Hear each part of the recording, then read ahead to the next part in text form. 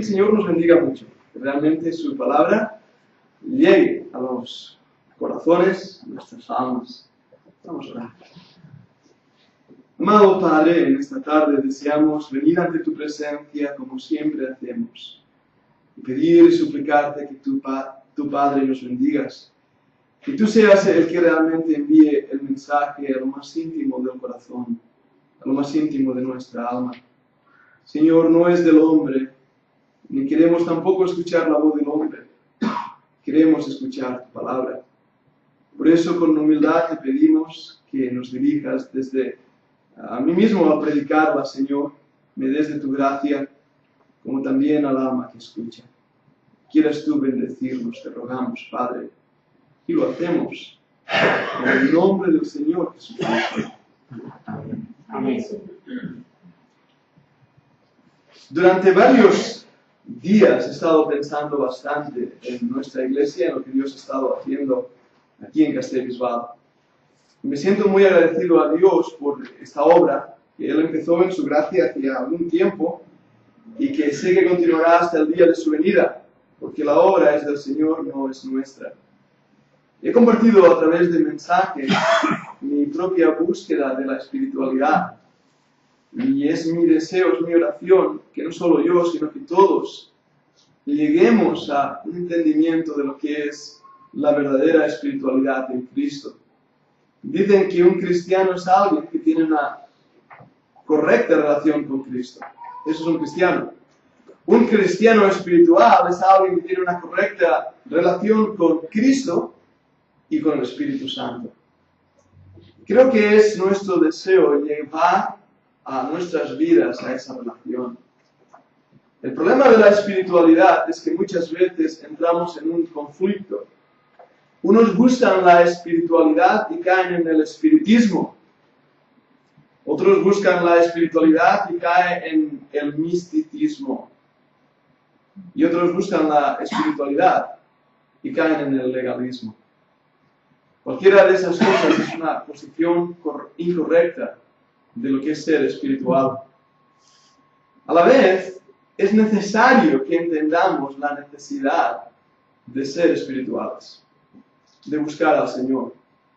Cuando nos establecimos como iglesia, casi 25 años ya, un montón de años, esta mañana lo mencionábamos, nuestro deseo fue establecer una iglesia que amara la palabra de Dios, que defendiera la palabra de Dios, que la predicara, con el mismo espíritu de los antiguos misioneros, con el mismo deseo del avivamiento espiritual. En aquel entonces usábamos bien la palabra fundamentalismo y decíamos que nosotros nos identificábamos con ese movimiento histórico llamado el fundamentalismo. No tiene nada que ver con la yihad islámica, ni mucho menos. No tiene nada que ver con esas locuras que hemos escuchado por allí. Tiene que ver con el deseo de defender los fundamentos de la fe cristiana y de predicarlos y de creer en ellos. Esos fundamentos que nos han hecho salvos y espirituales. Por desgracia, 25 años más tarde, el movimiento fundamentalista, tanto en España, Europa o Estados Unidos, no es ni mucho menos lo que era en sus inicios. Casi estoy ya creyendo que el movimiento, como movimiento, ha desaparecido. Es otra cosa ya y por lo tanto es muy difícil ahora identificarse con ese movimiento. Pero a la vez la búsqueda de la santidad, de la separación bíblica, debe estar en nuestro corazón. ¿Y por qué digo estas cosas? Porque comparto con vosotros cómo el Señor me guía a la hora de predicar. Porque igual que una madre, y seguro que las hermanas me vais a entender, cuando uno dice, ¿y hoy qué hago para comer? ¿Y ahora qué hago para cenar? ¿Verdad que sí? Y ahí está el dilema, más que hacer la cena, es ¿qué hago para cenar? Muchas veces, más que predicar, que siempre es un gozo para mí, la pregunta que le hago al Señor en oración es, Señor, ¿qué quieres? ¿De qué quieres que predique? ¿Cuál es el mensaje que tú tienes para tu iglesia? Y esa es realmente una carga en mi corazón. En estos últimos domingos he predicado de la soberanía de Dios, de la responsabilidad humana. Y eso me ha llevado a una mayor carga por entender las doctrinas de la salvación. Las doctrinas básicas, me atrevo a decir, Las doctrinas que es necesario que creamos para poder ser salvos. Las doctrinas del arrepentimiento, de Jesucristo, de la inspiración de las Sagradas Escrituras. Cosas que entre nosotros tienen que ser claras y firmes, porque de ellas depende nuestra salvación y nuestra ancla del alma. Y creo que el Señor me está guiando en estos días a predicar de esas doctrinas. Las doctrinas fundamentales de la fe cristiana. Y lo he hecho hablando primeramente de la soberanía de Dios, porque qué gran Dios que tenemos, ¿verdad que sí? El domingo pasado y cambié un poco el mensaje debido a que teníamos invitados entre nosotros y necesitaban escuchar el puro evangelio de la gracia. Pero intenté hablar sobre la responsabilidad humana. Y una de las frases que utilicé, y me gustaría volver a leerlo en esta introducción al mensaje de esta tarde, es que el llamamiento es universal. Dios llama a todo pecador a que se arrepienta y a todo hombre y mujer a que crea en el Señor Jesucristo para ser salvo. Universalmente ese llamado es para todo aquel que oye y escucha. A la vez, la elección es particular. Dios no ha elegido a todo el mundo para salvación. Ha elegido particularmente a hombres y mujeres de una forma personal y particular. Pero hablando sobre la santidad y la fidelidad es individual.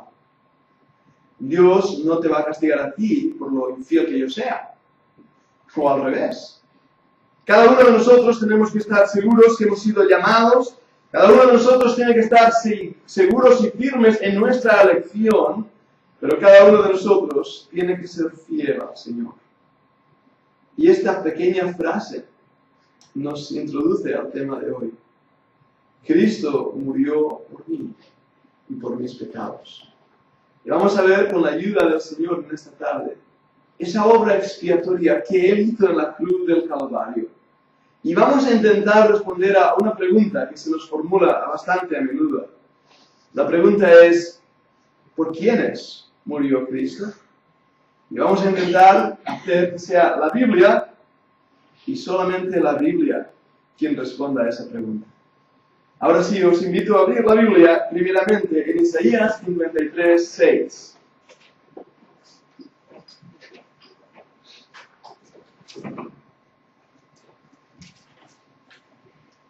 Isaías 53, versículo 6.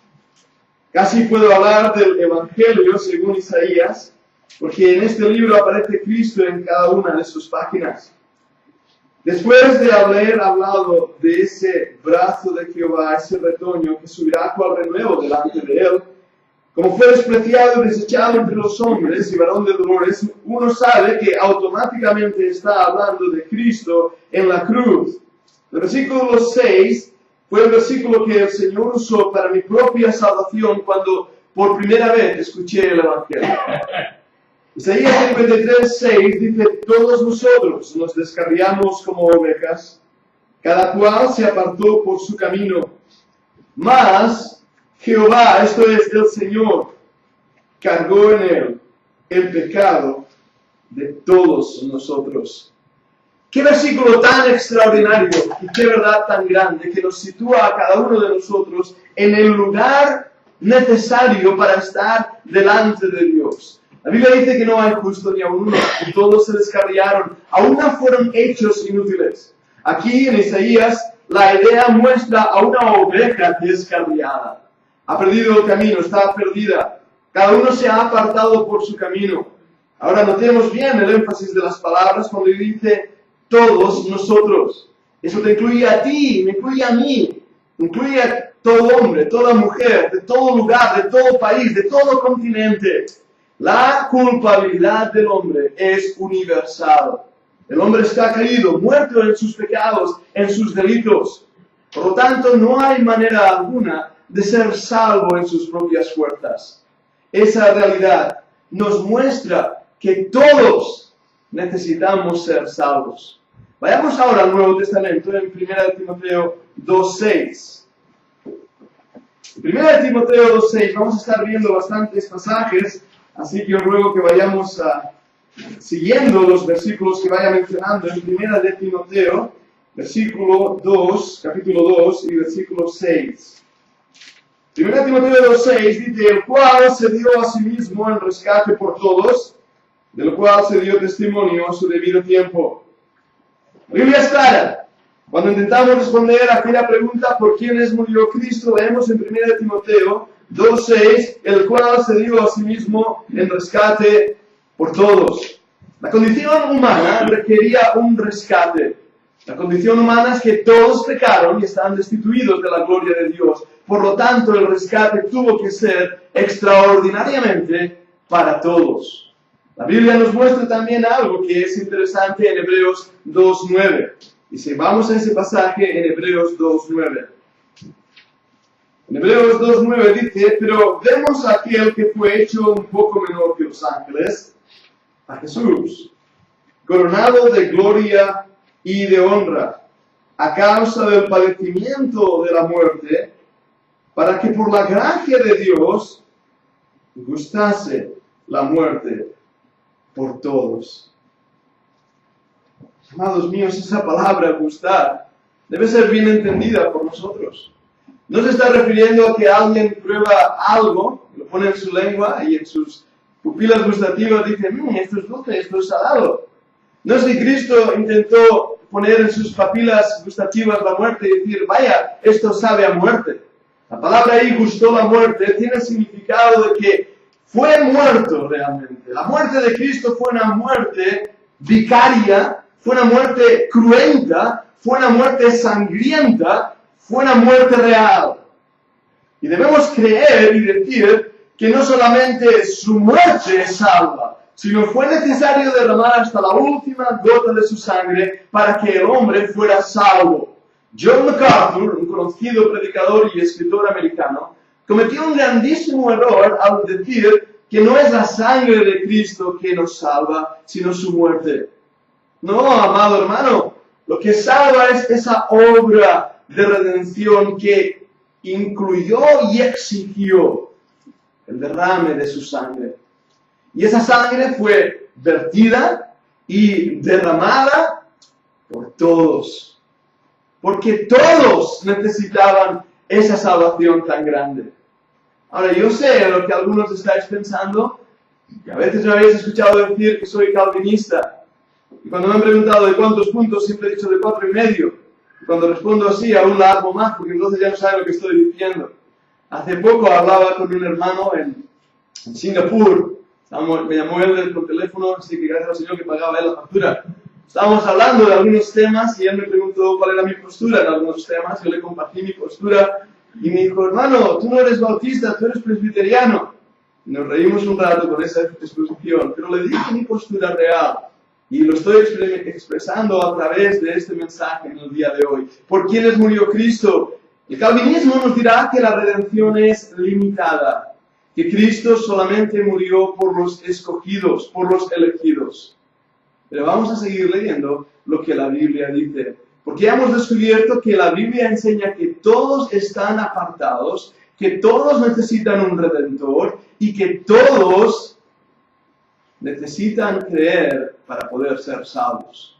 Y Cristo, según las Escrituras, murió por todos. Pero sigamos leyendo. ¿Por quiénes murió? Juan 3:16. Lo decimos de memoria, mejor lo leemos en la Biblia, ¿verdad que sí? Juan, capítulo 3 y versículo 16.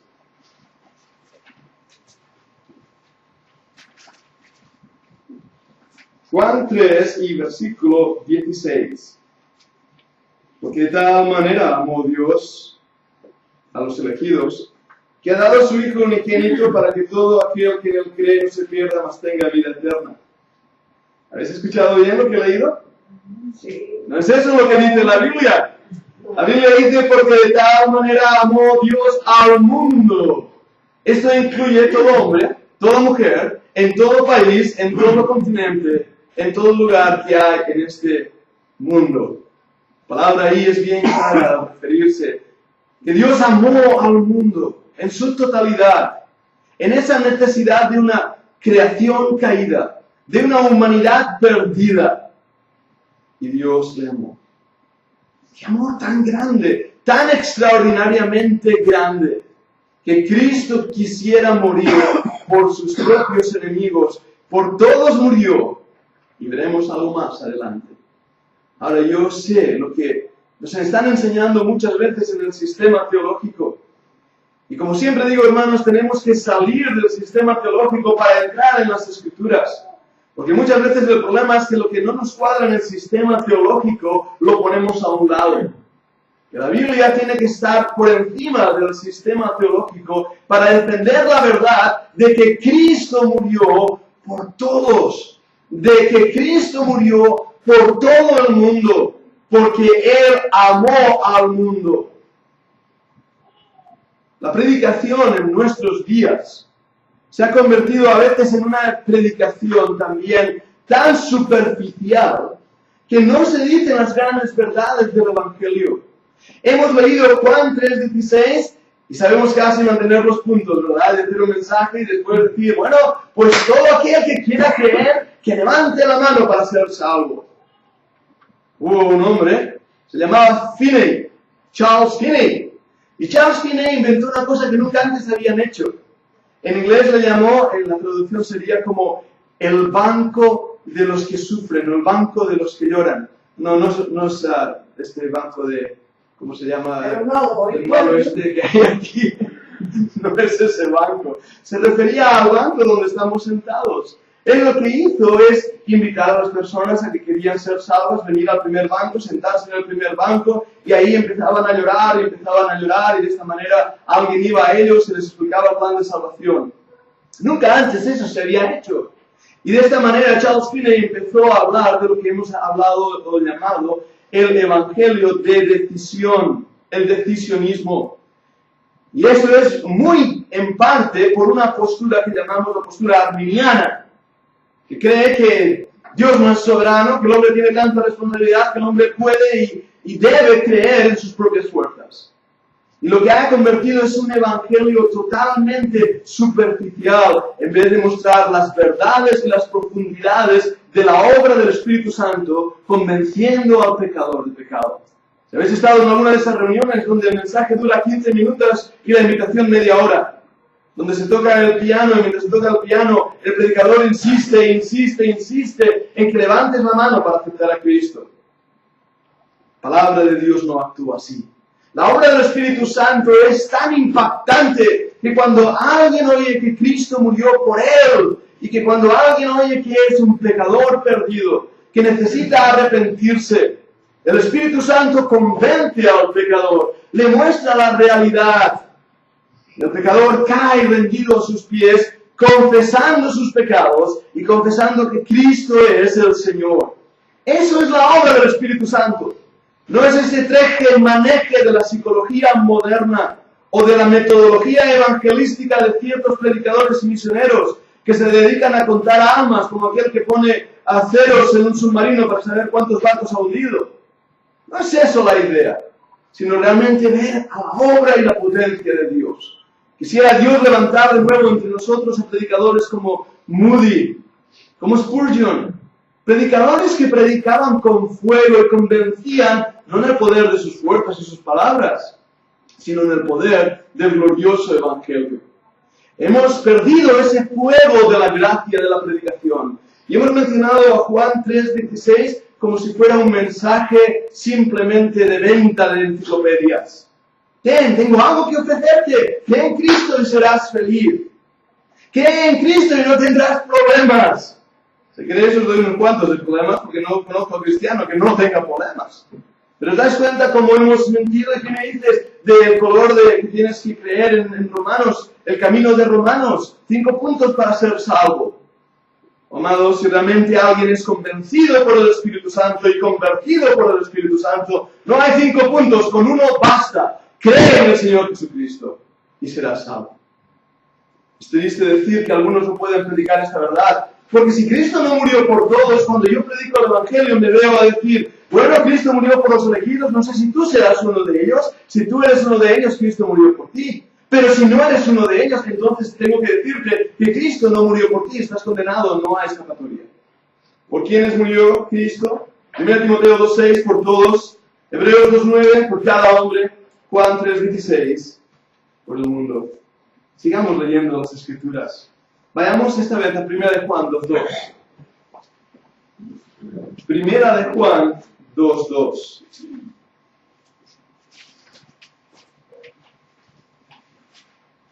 Primera de Juan, capítulo 2, versículo 2. Fijaros bien en estas palabras. Y Él es la propiciación por nuestros pecados. El propiciatorio era esa plancha hecha de oro puro, cubierta por los arcángeles, que estaba situada en el arca del pacto. Ahí la sangre era vertida en el propiciatorio, en la cobertura. Pero sigamos leyendo. Y no solamente por los nuestros, sino también por los de todo el mundo. La sangre de Cristo fue vertida en el propiciatorio divino para cubrir los pecados de toda la humanidad, y hay poder en esa sangre para hacerlo. Como veremos, no es de todos la salvación, por supuesto que no, pero no menospreciemos el poder que hay en esa sangre de perdonar, de redimir, de levantar al pecador y hacerlo salvo. Oh, amados, hay poder en la sangre.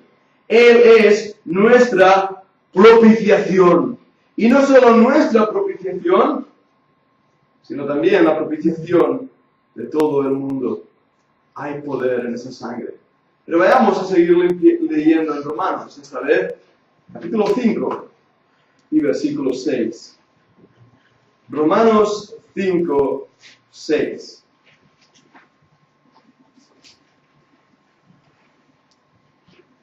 Porque Cristo, cuando aún éramos débiles, a su tiempo murió por los impíos. ¿Por quiénes murió Cristo? Por los impíos. Sí, somos tú y yo, perdidos en nuestros pecados. Cristo nos vio, nos amó y dio su vida por nosotros. Ahora, lo que vamos a leer ahora aún nos asombra más. Segunda de Pedro 2:1.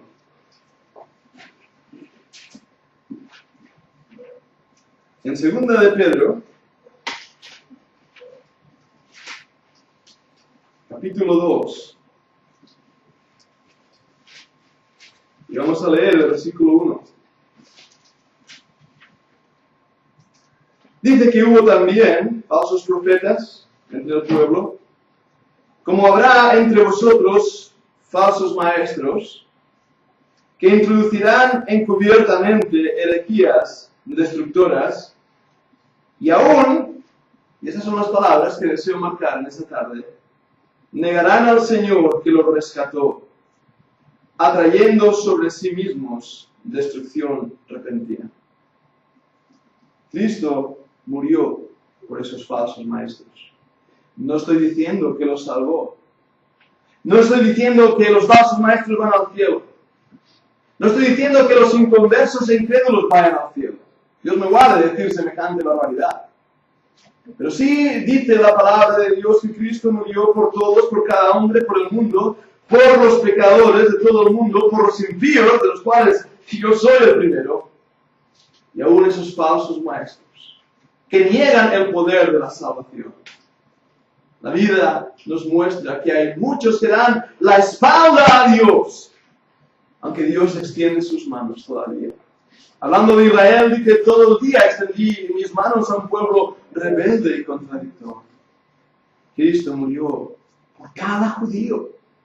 El Señor prometido, el Mesías de Jerusalén, vino a dar su vida por ellos. Pero vayamos ahora en otro pasaje, en Mateo 20, 28. Mateo 20, 28.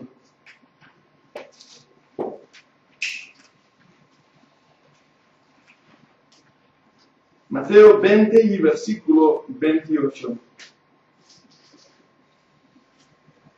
Como el Hijo del Hombre, y aquí está hablando el Señor Jesucristo, no vino para ser servido, sino para servir. Notad estas palabras. Y para dar su vida en rescate por muchos. Hermanos, Cristo murió por todos y el rescate será para muchos, porque son muchos los que se ahogan en el mar de la vida. pero apenas un puñado los que extienden su mano para agarrar el salvavidas divino. Cristo lo sabía. Él vino a morir por esos muchos. Vayamos a otro pasaje, esta vez en Juan 11, versículos 50 al 51. Juan 11, 50 al 51.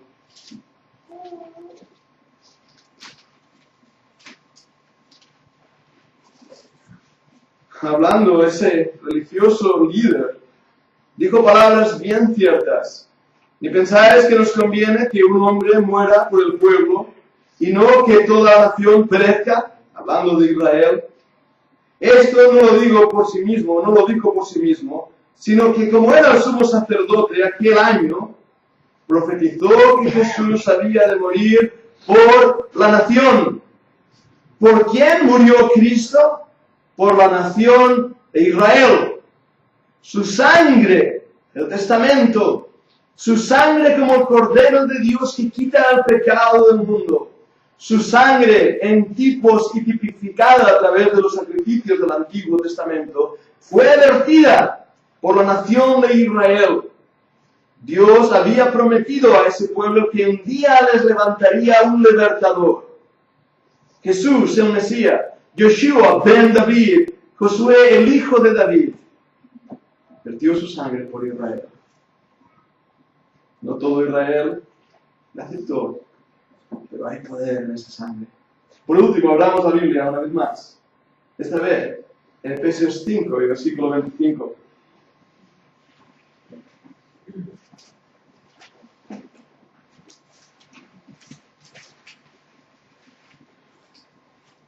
Efesios 5 y versículo 25.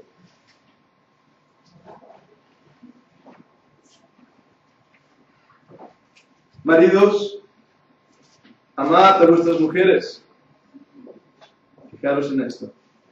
Así como Cristo amó a la iglesia y se entregó a sí mismo por ella. ¿Por quién murió Cristo? Por su iglesia. Él murió por el mundo y derramó su sangre por el mundo, pero entre esa multitud del mundo perdida, Él sabía quiénes iba a creer. Él sabía quién iba a ser su iglesia. Y murió por ella. Hay algo más. Gálatas 2:20.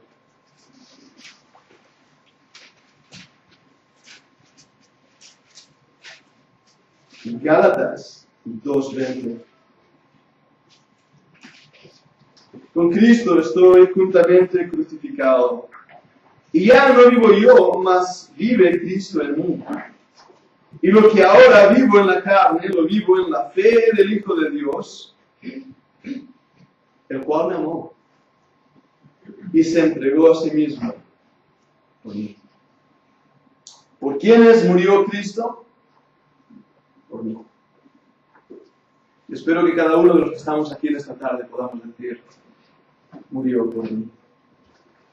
Cuando hablamos de la muerte del Señor Jesucristo en aquella cruz, según entendemos de las Escrituras, podemos decir que Él murió por todos, porque todos necesitaban ser rescatados. Podemos decir que por cada hombre, podemos decir que por el mundo, podemos decir que por el pecado de todo el mundo, podemos decir que Cristo murió por los impíos. Podemos decir que aún murió por los que le rechazan y son falsos maestros. Podemos decir que murió por muchos. Podemos decir que murió por Israel.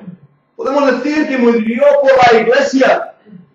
Pero nada de esto sirve si no somos capaces de decir, Él murió por mí, por mis pecados. Por eso la invitación es tan grande, tan preciosa, tan directa. Cree en el Señor Jesucristo y serás salvo.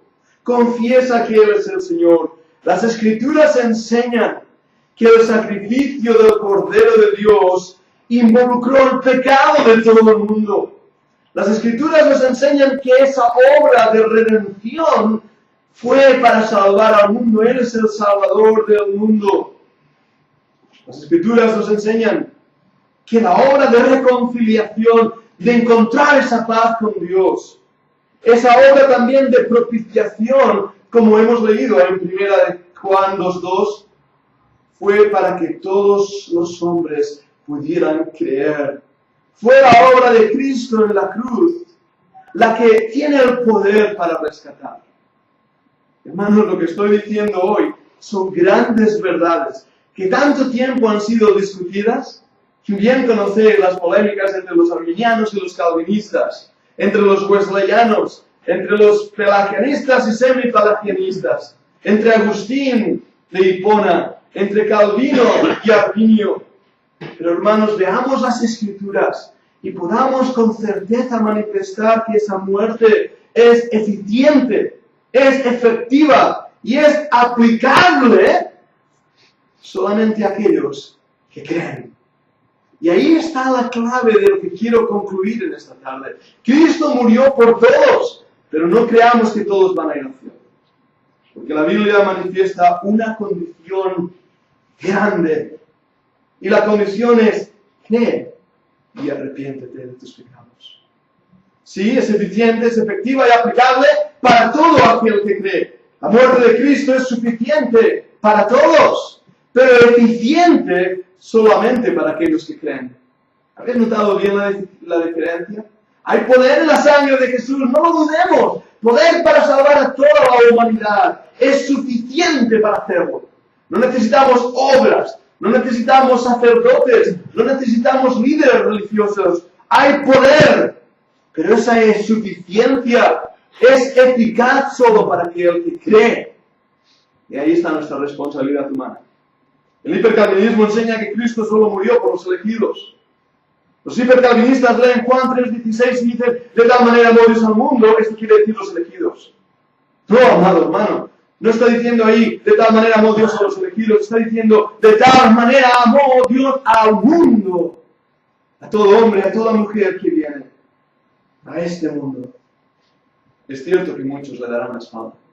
Y desde la perspectiva divina, Dios en su soberana gracia y en su gran omnisciencia lo ve todo, lo sabe todo. Pero tú y yo solo tenemos una respuesta que dar a Dios: es sí, creo. Porque hay algo que nos debe llevar a una realidad. Y es que la muerte de Cristo se aplica para ambos, tanto para el incrédulo como para el creyente. Al creyente lo salva, la misma sangre que salva, esa misma sangre es la que condena. La misma sangre que sella nuestra alma con un destino eterno, es la misma sangre que pone un sello sobre los que le dan la espalda y le dicen: estás perdido para siempre y para la eternidad. ¿Por qué? Por rechazar el Evangelio eterno. Los escogidos fueron el diseño de Dios para la salvación, según su propósito de gracia, en Cristo Jesús. No hay salvación fuera de Él. Para los incrédulos es dejarles sin excusa. ¿Quién puede ponerse delante de Dios y decirle: ¡ay, tú no moriste por mí! ¡Tú no moriste por mí! No me diste salvación! ¿Verdad que es una barbaridad? De hecho, aún diré más. Creo realmente que todos somos dignos de condenación. Y Dios tuvo en bien salvar a unos pocos por la locura de la predicación. Ahí está su gracia. Él, sin embargo, tuvo que tener una obediencia al mismo plan que Él había diseñado. Y ese plan incluía morir por los pecados de la humanidad. Un incrédulo no tiene excusa. Y a la vez tampoco hay en él opción alguna que no sea creer y confesar. Vayamos al último pasaje en 1 Timoteo 4:10. 1 Timoteo 4:10.